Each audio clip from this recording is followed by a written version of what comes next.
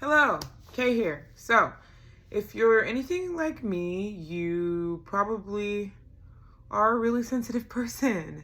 And, sensitive people are great. I think we make great lovers, great partners. Um, Very empathetic, I can very easily put myself into the emotional place of another person. I over um, over identify with other people's emotions, I guess is what I'm trying to say. And if you're anything like me, then you probably struggle with rejection sensitivity. And that is something that I guess I've always struggled with, but I've really been coming to terms with the fact that I really struggle in this way, because when you are a really sensitive person and you also have a rejection wound, everything that happens to you gets filtered through the rejection filter, and then you just feel rejected all the time. And it's been really hard for me because I told myself this year I was going to be more daring and I was going to put myself out there. I started this podcast. Last year when I had my baby, I started a mommy group, and all of that was really scary to get started because of the fact that I have this humongous fear of rejection. And what naturally ends up happening when you put yourself in the arena or the wilderness, as Brene Brown says, is you literally just get freaking destroyed. And it's gonna happen. You're gonna get beat up. You go into the wilderness and you're vulnerable. You're gonna get beat up. And that's kind of the whole point of making it to the other side, versus people who are too afraid to go into the wilderness at all, which is awesome. And it's awesome when you're not being rejected to feel good about that and to have that outlook. But when you are currently getting your ass beat in the wilderness, what do you do? Because, okay, my mommy group, started a mommy group last year in March. I wanted to do an anniversary celebration for the mommy group. And prior to this, I've had a couple meetups that fell flat on their face, and I just would cancel the meetup completely because I was afraid of showing up and having nobody show up. And that's my hugest fear, is me setting up something, getting all excited, preparing, and usually over preparing, and then going somewhere and then having nobody be there.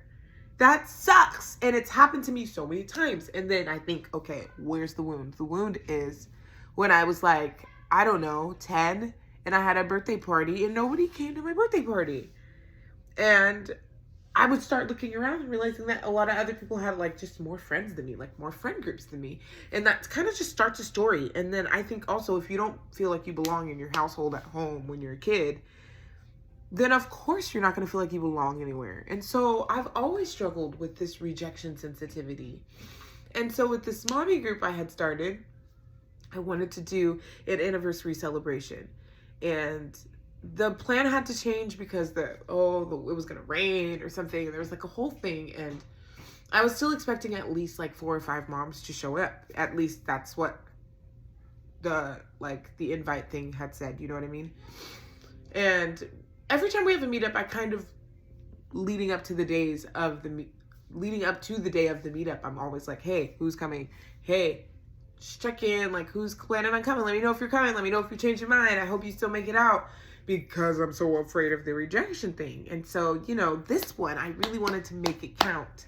And so I pulled up to the Me and Ed's, and I had even posted on the page. I was oh y'all, I'm sorry I'm a little late, my kids, and I was LOLing, and nobody was saying anything. And I got to the Me and Ed's place and nobody was there, and nobody showed up, and it was me, and I had my kids, and I was just looking around, and I was so embarrassed. It was really embarrassing. And I'm not gonna lie to you, it was I can talk about it, but that feeling, because it was that fear, that thing I run from all the time. I've kept myself from opportunities so many times because of this fear. And I decided, okay, fuck the fear. I'm gonna just go for things. And then I'm getting beat the fuck up. And so I'm in this moment. My son's sad. He's like, why? I thought you said we were gonna meet with friends. I thought you said I was gonna have friends. And I was like, yeah, I thought we were gonna have friends too. But yeah, it doesn't always work out that way. And I'm trying not to cry because, again, super sensitive person, and my kids are watching me. So I'm like, okay. Whew. Usually, just the past versions of me would not have reacted very well to that situation. I would have been very dramatic. It would have like completely triggered me. I would have went, ka-choo! Like I would have not been here anymore. All my empathy would have been out the window. It would have been all about me and my ego, and like that, like it would be like controlling, like it would jump in the driver's seat and I would be back here somewhere. And like, honestly, like I probably would have been like really discouraged, and I wouldn't have kept the group going. I probably would have just been like, well, nobody likes me, so fuck this group. I'm just being honest, you know what I mean? That's the kind of person that I have been in the past because of how huge this rejection wound is. And I'm working on healing it because I think it's really important that I not sell myself short and keep myself in a tiny little box because I'm so afraid of everything, and I'm so afraid of getting beat up and of dealing with conflicts. That's another huge one. Is like I've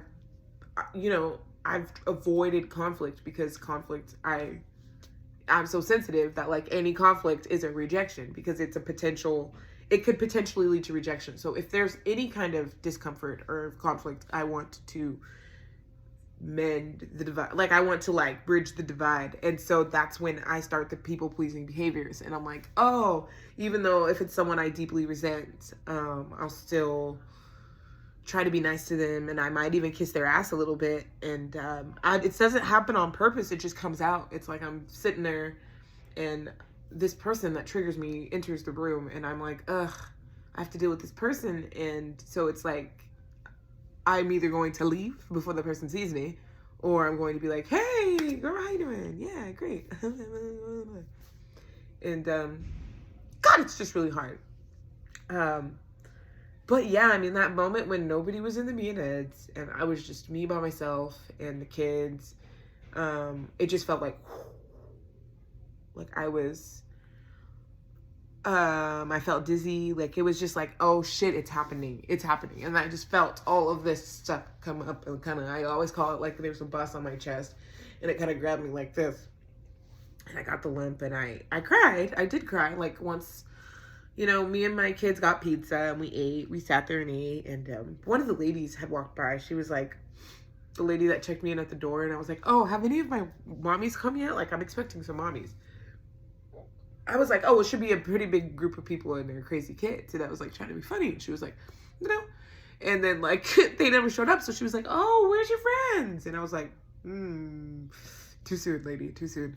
And it was just really embarrassing, you guys. I'm not going to lie. Like, I had a really hard time with that one. And I felt so mad at the mommies, but I also know that like shit happens, and like I flaked out on so many things because of my anxiety. Like I've said I was going to cast parties for musicals. I've said I was going to people's parties, people's performances, people's just their gatherings with family and stuff. And like if there's people I don't really know that are going to be there, or people that I have a feeling don't like me because of some weird story in my head, like I don't go to those things. And I last minute say no all the time. And so like it's easy for my ego to step in and be like, fuck all you guys. Like you guys don't care about me and I don't care about you then. But that's not how you make friends. And so I had posted something to the shorts about just, having a hard time with putting yourself out there because of feeling super anxious. And I think that the rejection wound, the rejection sensitivity kind of goes hand in hand with that. And so I'm trying right now to just breathe when I do feel the trigger come up, and like I feel it. And the more I pay attention to it, like I'm really paying attention to it, and the more that I do that, the more I realize that I kind of, like almost everything is viewed as a rejection. And so I have to stop and I go, I step out of myself and I look at myself and I say, oh, I see that you are seeing this and it's hurting your feelings because it's activating something. is that really what's happening right now? Or are do we need to kind of take a breath? And sometimes I go, you're right, self. I do need to take a fucking breath. And I will take a breath. Thank you. And I honor my feelings. And that feels good. Now, sometimes I get triggered too fast and I don't have time to take that step for reflection, I guess. And when that happens, shit, that's when the spiral starts, and then I start to feel really crazy. But then if I do spiral, something new I'm trying to do is when I'm spiraling, I put the phone down. Leave the phone alone. Don't text nobody. Don't talk to nobody. That's not what you need to be doing right now. You need to leave that over there. And that helps me because I am a writer, okay? I will jump on my phone and type out an essay like nothing and then post it and then be like trying to take it down seconds after. And that's just messy and weird. So don't do that. So anyway, yeah, it's really hard if you struggle with rejection sensitivity, but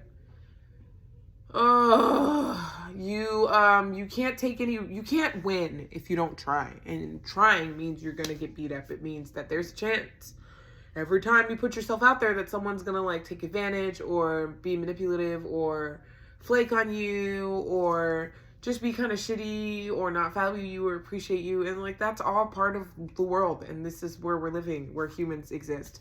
And humans suck. That's a truth. And so, I'm working it out and I'm learning my lessons as I go, but I just wanted to share that. Again, leave a comment below if you relate to that feeling of just being really self-conscious and really anxious and being really sensitive to rejection, because I do think it's harmful to your friendships and to your interpersonal relationships with people if you are almost always in this back and forth state of resentment and like over idealization. And it's just hot and cold with me, where like really, really, really love my friends and it's this intense love for my friends, or I'm really, really angry with my friends because I feel like they're hurting my feelings and they're rejecting me. And I'm like, why are you rejecting me so much? We're supposed to be friends. And like half of that, they don't even realize it's happening because it's not really like, people suck sometimes and they're flaky sometimes, but like, aren't we all? You know what I mean? That doesn't mean people don't like you, and it doesn't mean that you're not likable or that the world is out to get you. And like, man, when the spiral starts for me, like shit, I will go. So I love you, whoever you are, and leave a comment if you relate so I don't feel like I'm like an alien by myself, because yeah. Okay, until next time, see you later.